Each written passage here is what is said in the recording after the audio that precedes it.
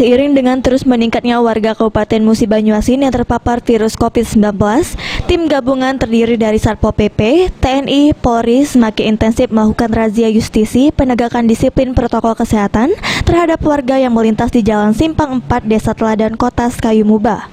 Ada puluhan warga yang tidak memakai masker saat beraktivitas keluar rumah terjaring dalam operasi justisi ini. Kasatpol PP Kabupaten Haryadi yang turun langsung sebanyak 41 warga yang melintas di Simpati 4 Teladan tidak menggunakan masker telah diberikan sanksi tegas, seperti sanksi sosial yaitu menyapu jalan.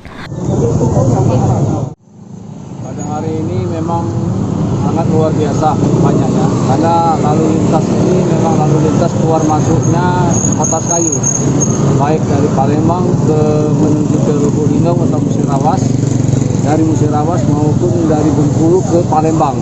Oleh karena itu ini jalan lintas, sehingga makin banyaknya transportasi semakin banyak juga pelanggarnya. Oleh karena itu pada hari ini sangat luar biasa banyak pelanggar yang tidak memakai masker. Itu saja.